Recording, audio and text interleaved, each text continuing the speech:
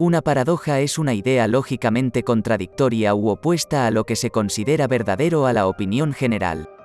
Algunas paradojas son razonamientos en apariencia válidos, que parten de premisas en apariencia verdaderas, pero que conducen a contradicciones o situaciones contrarias al sentido común. Las paradojas suelen encontrarse en muchos campos y áreas de conocimiento, ya que la lógica no es siempre la respuesta a todos los problemas e interrogantes que nos encontramos. La paradoja es contraria a la idea u opinión general. Esta parece errónea, ya que a primera vista contradice el postulado que defiende. Pero en un segundo análisis sí se encuentra su validez. Podemos decir que una paradoja es verdadera o tiene lógica si vamos más allá en su análisis. Es decir, existen otras variables que provocan que la simplicidad que evoca una idea no sea la correcta.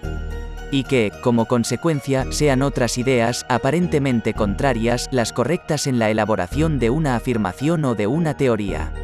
Y por eso en este vídeo veremos las paradojas más misteriosas de la realidad.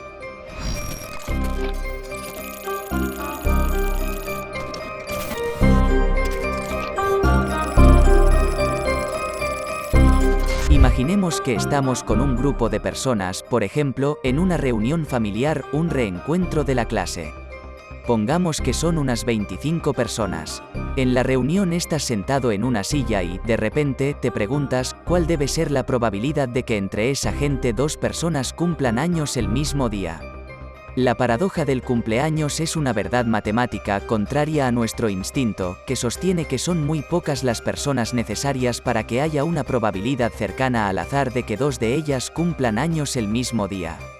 Intentemos entender más a fondo esta curiosa paradoja. Esta paradoja establece que en un grupo de apenas 23 personas hay una probabilidad cercana al azar, concretamente del 50,7%, de que al menos dos de esas personas cumplan años el mismo día.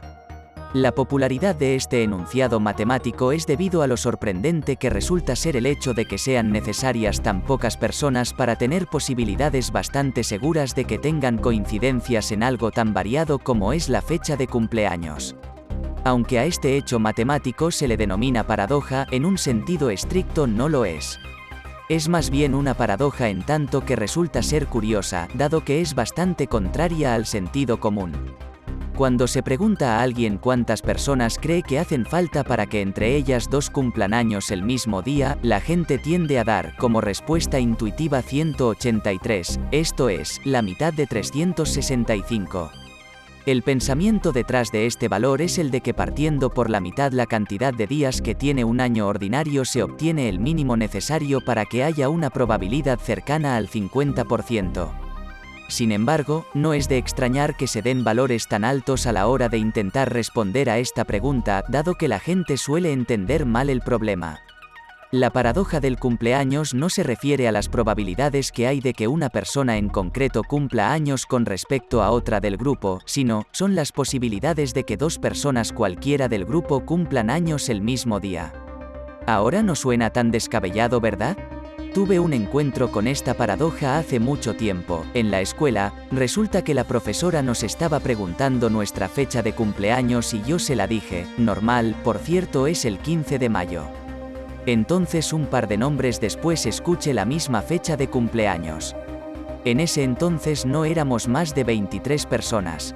Este es un claro ejemplo de esta paradoja.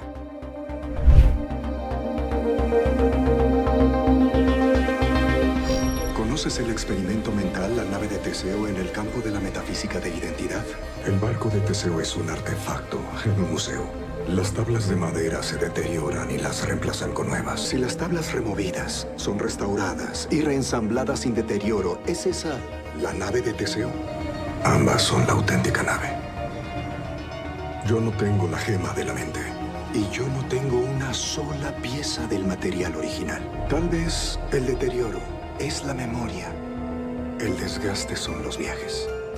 La madera tocada por Teseo en persona. No tengo recuerdos en mi mente, pero sí tienes los datos. La paradoja del barco de Teseo se basa en hacerse la pregunta después de haber sido reemplazadas todas las piezas que conforman un objeto, ¿este puede seguir considerándose el mismo o pasaría a ser un objeto diferente al inicial?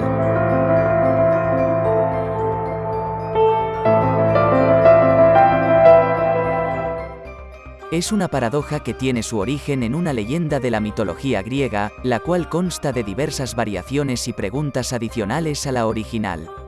¿Qué es la paradoja del barco de Teseo?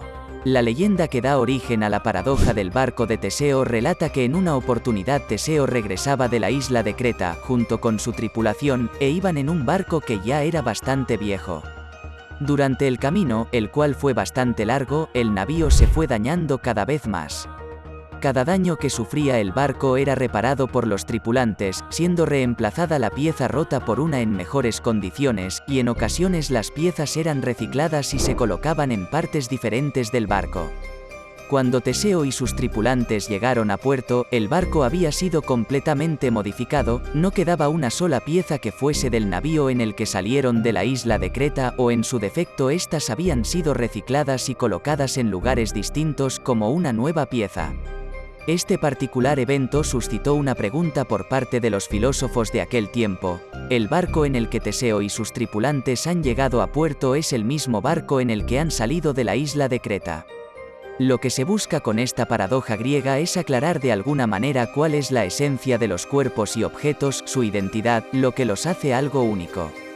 Aunque la leyenda cuenta la historia del barco de Teseo y sus tripulantes, la paradoja se puede extrapolar a casi cualquier otra cosa.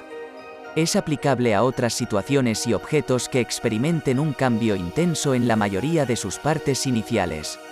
El célebre filósofo Aristóteles propone dar solución definitiva a las interrogantes propuestas por la paradoja del barco de Teseo, diferenciando entre los diferentes tipos de causas. 1. Diseño formal. Mientras que una cosa mantenga su diseño formal, es decir, que siga viéndose de la misma manera, no deja de ser la misma cosa. 2. Causa material. Si un objeto mantenga su materia inicial, es decir, que no sea reconstruido con piezas de otro material, sin importar si éstas son nuevas o no, se puede seguir considerando el mismo objeto. 3. Causa final. La causa final consiste en el fin para el cual ha sido hecho dicho objeto. Mientras que un cuerpo u objeto, por más reconstruido que pueda estar, siga manteniendo su causa final, el fin para el que fue diseñado seguirá siendo el mismo objeto inicial. 4. Causa eficiente. Esta última consideración de Aristóteles propone que mientras los métodos empleados en la reparación y el reemplazo de las piezas de un objeto se hagan siguiendo el protocolo estipulado para ello, el objeto se mantiene siendo el mismo de antes, únicamente que con modificaciones diseñadas para el mismo. Por último, es importante comprender que la definición de lo mismo es algo de carácter completamente subjetivo, porque para algunas personas puede ser lo mismo tener dos bicicletas exactamente iguales guardadas en su cochera, pero para los más puritanos esta idea no valdría. Teniendo en cuenta que no puede haber dos bicicletas ocupando exactamente el mismo espacio físico en ningún lugar a pesar de que las bicicletas sean idénticas, estas tendrían una característica que la otra no puede compartir: el espacio físico ocupado jamás será el mismo.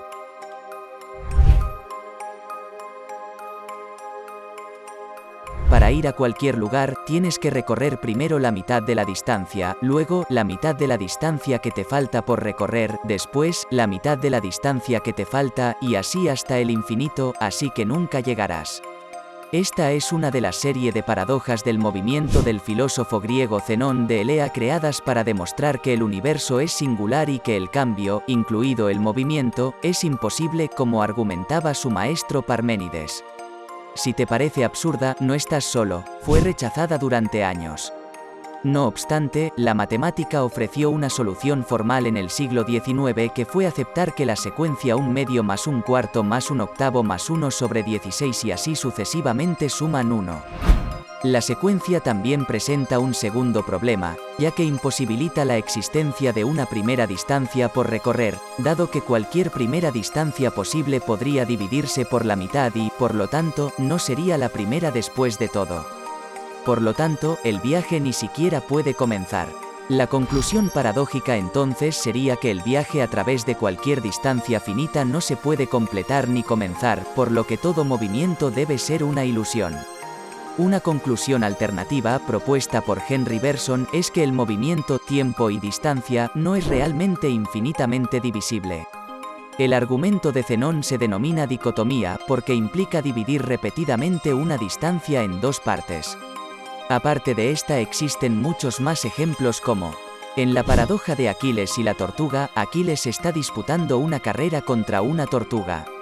Aquiles concede a la tortuga una ventaja, por ejemplo, de 100 metros. Suponiendo que ambos comiencen a correr a una velocidad constante, uno muy rápido y la otra muy lenta, tras un tiempo finito, Aquiles correrá 100 metros alcanzando el punto de partida de la tortuga. Durante este tiempo, la tortuga ha corrido una distancia mucho más corta, digamos que de 10 metros. Aquiles tardará un poco de tiempo más en recorrer esta distancia, intervalo en el que la tortuga habrá avanzado un poco más, por lo que a Aquiles aún le queda algo más de tiempo para llegar a este tercer punto, mientras la tortuga sigue avanzando. Por lo tanto, cada vez que Aquiles llega a algún lugar donde ha estado la tortuga, todavía tiene algo de distancia que recorrer antes de que pueda alcanzarla. Hasta aquí el vídeo de hoy, espero que te gustara y no olvides dejar like. Después de estas paradojas tal vez tengas un concepto diferente de la realidad.